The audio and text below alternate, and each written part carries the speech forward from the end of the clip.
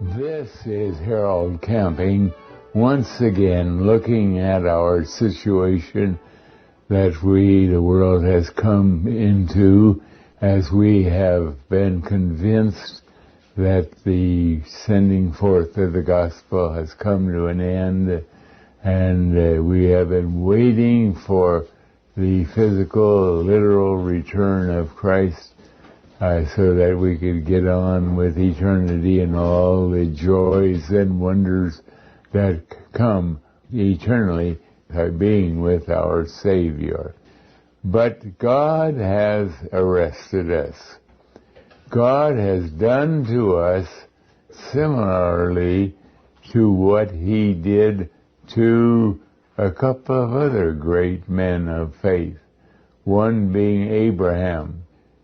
And Abraham loved God. He was a son of God, and he really wanted to do God's will. So when God came to Abraham and told him, "You must sacrifice your son Isaac," we are amazed at the obedience of Abraham. When we read his story in the Bible, Abraham is called in the Bible the father of all believers. He is a man noted for his tremendous faith in God. God came to him in Genesis chapter 22 with an absolutely strange and crazy request. For years and years, God had been ensuring Abraham that he would be the father of all believers.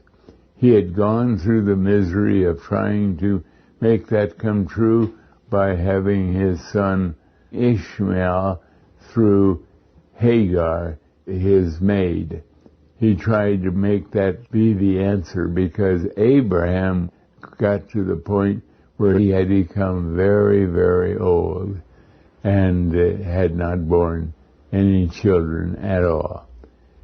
And then he found that his son Ishmael, who was born to him and his concubine Hagar, did not fill the bill at all. That was wrong, what he had done.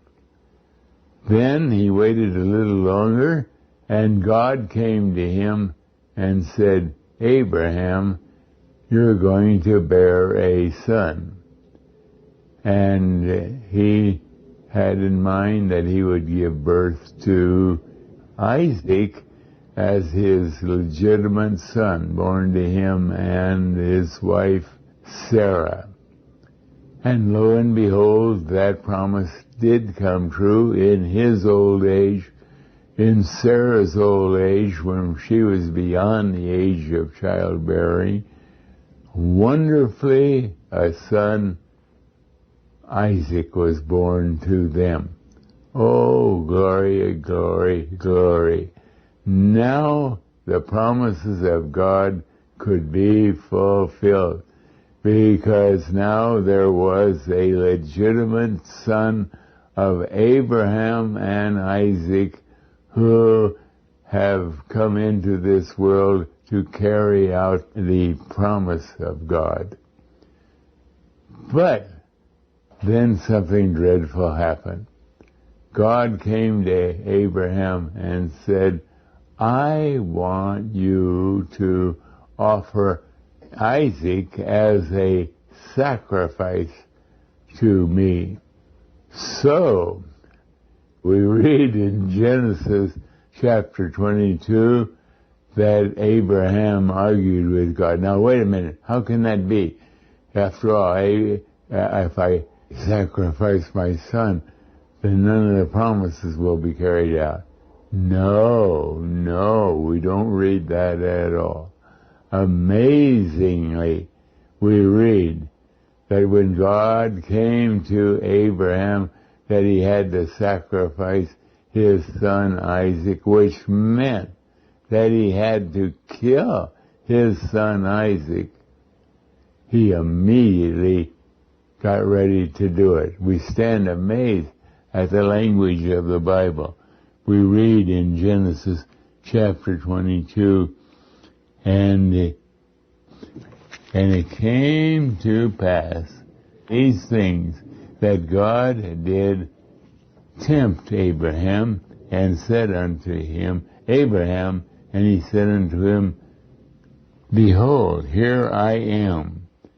And he said, that is, God said to him, Take now thy son, thine only son Isaac, whom thou lovest, and get thee into the land of Moab, and offer him there for a burnt offering upon one of the mountains which I will tell thee of. Now when we read that, you notice how difficult God is making it. He's telling him, it's thine only son. You love thine only son. This is the son I want you to offer as an burnt offering. That is, I'm commanding you, Abraham, kill your son as an offering. What would you have done? What would anybody have done? They would have debated with God, certainly. Oh, God, you forgot. You forgot it's my only son. I'll never have an opportunity for another son. I'm old. My wife is way beyond the age of childbearing. What in the world's going on? It's something I don't understand. When we read this in the Bible, we find nothing of that as the sort. He said, Take thine only son. And Abraham rose up early in the morning. He didn't even wait into the day to talk once more to his wife. You know, maybe I misunderstood God, or talk to one of his counselors if he had any. I wonder if I misunderstood God. No way. He heard what God said, and early in the morning, he saddled his ass and took 2 of his young men with him, and Isaac his son, and cut the wood for the burnt offering, and rose up and went unto the place of which God had told him. Talk about instant obedience. Talk about obedience without questioning, without arguing with God. Do you think that you could have obeyed God the way Abraham did? That's the way we have to obey God. He sometimes tells us things that we don't like. Really, we don't like. And yet, they don't seem right somehow. And so we would at least like to argue a little while with God. Here's Abraham giving us a picture of what a true believer is. He did not argue. He got up early the next morning. He cut the wood. Had his servants cut the wood. He saddled the donkeys that were going to go, and took Isaac his son. Abraham rose up early in the morning and saddled his ass, and he took 2 of his young men with him, and Isaac his son, and carried the wood for the burnt offering, and rose up and went unto the place which God had told him. This is a terrific example of the way we have to be obedient to what God tells us in the Bible. Well, they finally got right up to the place where 3 days' journey. Now you can imagine what God is doing here. Here is Abraham. He's got to go to a place that is a historic place of offering over on Mount Sinai. By the time Abraham went 3 days down the path toward that mountain, he could have become so weak-kneed and so convinced that he heard God wrong. And he must have heard him wrong. He must have misunderstood God altogether. This is crazy. This is idiotic. Why should I follow this kind of a command? And so finally, when he got there, he would raise his arms to God and say, oh, God, I love you. You're my king. You're my Lord. But this command you gave me, something is wrong. Something is wrong. I can't kill my son as an offering. That'll throw out all of the promises that you have ever made. Wouldn't you expect that? Of course we would expect that. We have to be very honest. But here is Abraham, a fantastic example of what the faith of a true believer is. And God and Abraham, we read, he took his son. After the third day, Abraham and Isaac lifted up their eyes, and saw the place afar off. And Abraham said unto the young men, abide ye here with me, with the ass, and I and the lad will go yonder and worship, and come again to you. Now that's a phrase that we wonder about, of course, and it indicated that Abraham knew he had to offer his son. He's going to be completely obedient, but what's going to happen, he knows somehow his son is the heir. Maybe God will resurrect him again after he's dead. He had no idea, but he's leaving it all to God. It's something way beyond his ability to think out. But he knows that God is in charge. And Abraham said unto the young men, abide ye here with the ass, and I and the lad will go yonder and worship and come again unto you. And Abraham took the wood of the burnt offering and laid it upon Isaac his son, and he took the fire in his hands and a knife, and they went both of them together. And Isaac spake unto Abraham his father, and said, my father. And he said, here am I, my son. And he said, behold, the fire and the wood, and where is the lamb for a burnt offering? And Abraham said, my son, God will provide himself a lamb for a burnt offering. So they went on, both of them together. And they came to the place which God had told him of.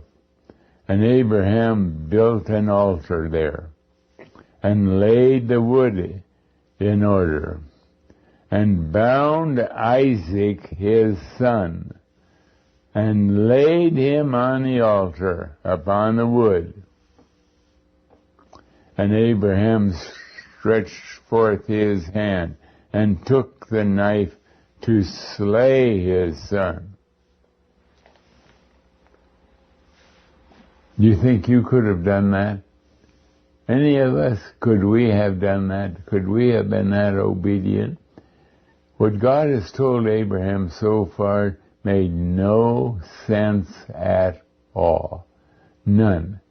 Because Isaac was the promised child, and God had told Abraham that he would be the father of many nations, and Isaac was to be the progenitor of all these nations. And here God is telling him to kill his son. Oh, he could have, when Isaac and Abraham had traveled for a couple of days, he could have said to Abraham, I know you're ready to obey me. That's all I wanted to make sure of. I want to tell you the way it really is. I don't really want you to kill Isaac. I'm going to use him in the plan to be the father of a multitude of nations. He could have done that at any time in the 3 days that he's walking. And in the 3 days that Abraham is going there, his mind has been going round and round and round. You know it. His son could have pleaded with him, Father, you know that means you're going to kill me. Do you really want to kill me, Dad? All kinds of things could have come in the way. We don't read about any of those things. Abraham heard God say, sacrifice your son on the mountain, and Abraham proceeded to do it. That is obedience. That is the kind of obedience God expects of us. He does not expect that we understand everything that he does. When God did not bring about the end of the world as we had been thinking it would happen, we know that is God's plan, and we don't argue with God. We're not angry with God. We're not unhappy with God. We simply say, oh, Lord, we misunderstood somehow, or you changed your plan, or whatever, but we're willing to listen. What next? What next, oh, Lord? So, they got to the very moment, and we read in verse 12, and they came up to the place which God had told him of, and Abraham built an altar there, and laid the wood in order, and bound Isaac his son, and laid him on the altar upon the wood.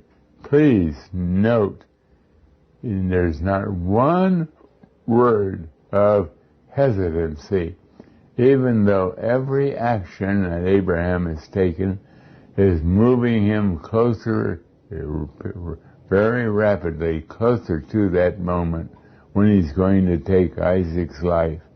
But there's not one moment of hesitancy. If his servants have been arguing with him, how can that be? That's crazy, Abraham. You misunderstood. And maybe his son has said something to him. We don't know. We don't want to say he did because it doesn't say that he did. And Abraham stretched forth his hand and took the knife to slay his son. Now that is a big statement. They're at that point. His son is tied to the altar. The wood below is ready to be burned up in flames. Abraham has the knife in his hand. His son is the target. So far we have not read one word of hesitancy, one word of objection, one word of, I don't understand this, but I'm going to be obedient. We don't read anything. We just read that Abraham was doing what God had commanded. And that's what we have to hear. And so he brought up his knife, and then he heard a word from heaven. And the angel of the Lord called unto him out of the heaven and said, Abraham, Abraham. And he said, Here am I, Lord. And he said, Lay not thine hand upon the lad, neither do thou anything unto him, for now I know that thou fearest God, seeing thou hast not withheld thy son, thine only son, from me. God is rubbing it in, all the way to this moment. It's your only son. He said that before, I believe. And Abraham lifted up his eyes and looked, and behold, behind him a ram caught in a thicket by his horns. And Abraham went and took the ram, and offered him up for a burnt offering in the stead of his son. And Abraham called the name of that place Jehovah Jireh, as it is unto this day. In the mouth of the Lord it shall be seen. And the angel of the Lord called unto Abraham out of the heaven, and the second time, and said, By myself have I sworn, saith the Lord, for because thou hast done this thing, and hast not withheld thy son, thine only son, that in blessing I will bless thee, and in multiplying I will multiply thy seed as the stars of the heaven, and as the sand which is upon the seashore. And thy seed shall possess the gate of his enemies, and in thy name shall all the nations of the earth be blessed, because thou hast obeyed my voice. Now, there we have an example where God brought a man who loved the Lord, who was ready to be obedient, right up to the threshold, as close as we could get to death, under the most difficult circumstances, in the face of the reality that God had told him that Isaac to be the fulfillment of the blessings and all the other things that Abraham had been told. And he's a human being. He loved his son with a passion. To kill his son at his hand, he was not asking some servants to kill his son. He had to kill his son. He held a knife. He bound his son on the altar so he could not move. And even Isaac, we marvel at his faith. Dad, why are you binding me? And he's bound. He knows that he's an offering. He knows. He knows. But Isaac also is showing that somehow when God asks you to do it, it's going to be all right, even though at the moment it doesn't make any sense at all. Now, this is the way God has been treating us. This is one illustration. He has brought us right to till we had the sword in our hand. We were ready to say goodbye. All those who claimed that they believed in the Lord, and we know that, and we knew that there were probably 2/3 of the world that had never even heard about the Lord. We were ready to say goodbye to them. It's all over. It's all over. It's time for the end. And now, at the last moment, God has come and said, no, it's not the end. I still have some other plans. So what do we do? What do we do? Do we argue with God? And wait a minute, God, you said it so plainly. We were so convinced. There were so many proofs of the Bible that it cannot have been that we were incorrect. Maybe in a tiny detail here or there, but no, God, we're sure that it had to happen. But it didn't happen. And we know that God brought it right to the very edge, right to the very day, and past the day that there should have been judgment seen all over the world. So, the first question I have to ask all of us. I have to ask myself this very, very carefully. Are we ready to see that we did not understand God's plan altogether? Are we ready to stand back and wait and do some more studying and recognize that maybe God is not finished with bringing salvation to the world? As a matter of fact, we know that only about a third of the world had ever heard of the Bible before 5 months ago. Now, by God's mercy, through the actions of Family Radio, as stupid as some may think they may have been, as incorrect as some may think they may have been, yet they all fit into a part of a plan where now the whole world has heard about the Bible. They've heard about the God of the Bible. God now is ready for the next action based on that kind of information. What will that be? And that is where we have to start our thinking. We have to begin to think it out. How does all of that impact our future teaching of the Bible? And so in our next study, we're going to begin to examine that. Thank you.